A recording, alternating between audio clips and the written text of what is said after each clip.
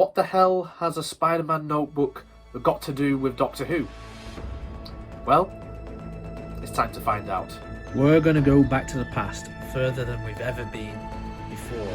And it is comic strips. And then that's meant to be the TARDIS. Yeah, look at that. To be continued. What on earth is that meant to be? As seen on television. What does that say? Can't even read the writing. This here, I take it, must be the TARDIS time rotor. And then here you've got what seems to be Judoon again. So I must have really liked the Judoon back then. That's supposed to be Davros. I guess you could say things do go full circle.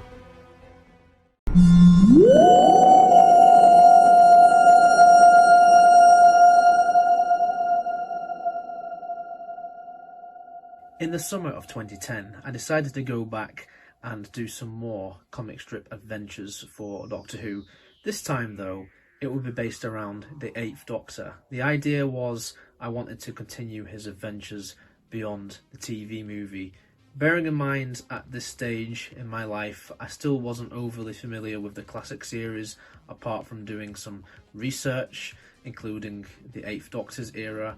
I wasn't familiar with any of the expanded media like the novels, like the comic strips, or any of the Big Finish audio plays.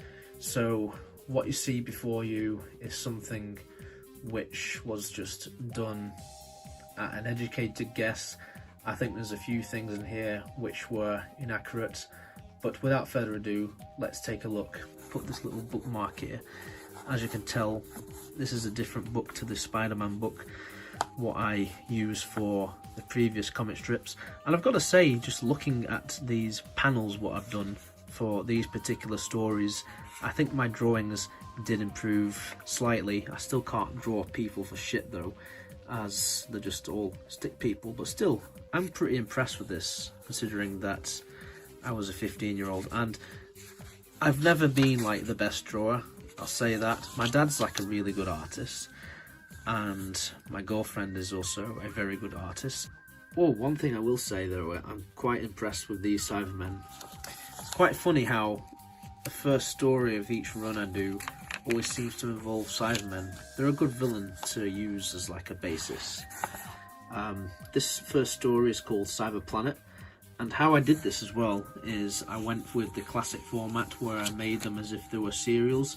So it'd be like a part 1, part 2, part 3, part 4, because you know part 4 was your standard for a lot of the classic series. And I carried this on with a story called The Legend of Peladon. I don't think I even understood Peladon because none of the characters from Peladon stories from Jon Pertwee era really featured, apart from Ice Warriors, and I just made them out to be the bad guys. They weren't always the bad guys, but still, I knew of Peladon and I decided to do Peladon stories. We have The Glory of Sontar, where, if I remember correctly, the TARDIS lands in Sontar and he faces the Sontarans.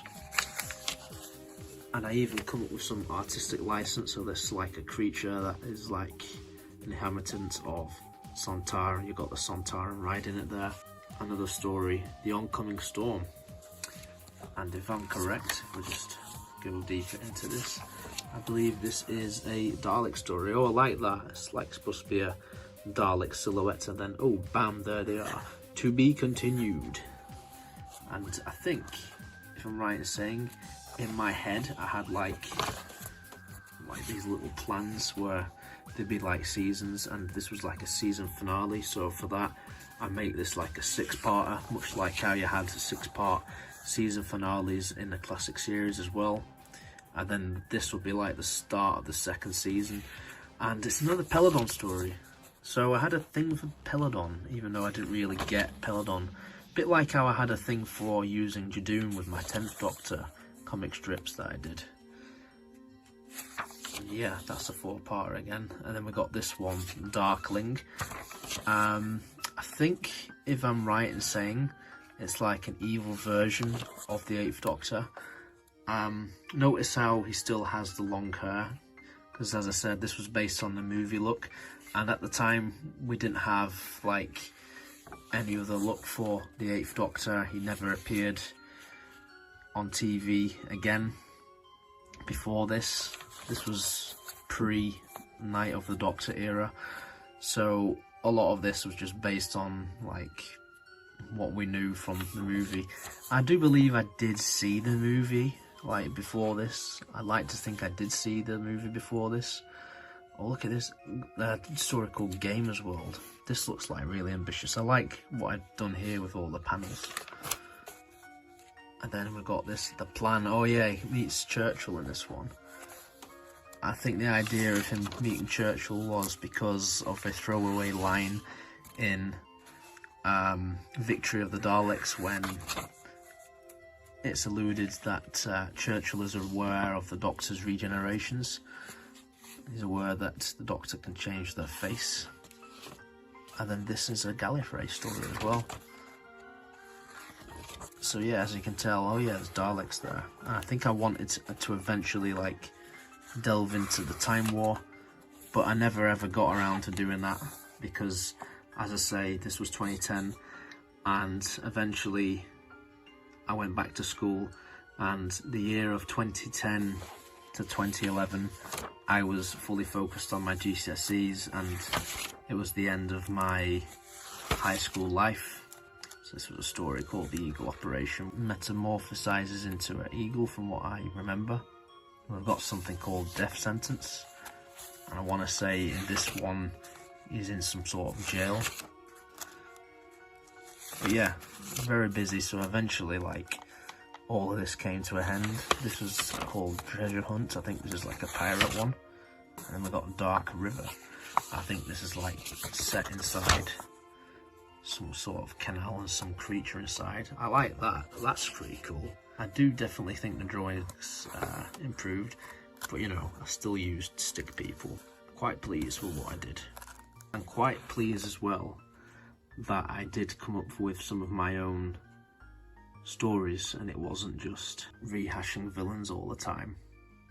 I love how I put this. The next story is in the next book because I ran out of space at the end of this book to continue, because all they had like a few pages and it wouldn't have been enough. But yeah, there you go.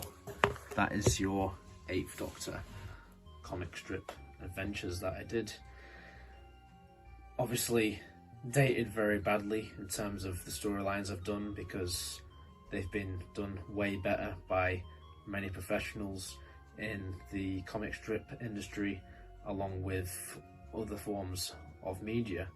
But still, it's fun to look back at an era where I did take an interest, in particular of the 8th Doctor. When I did this, we hardly had any material for the 8th Doctor on television, at least.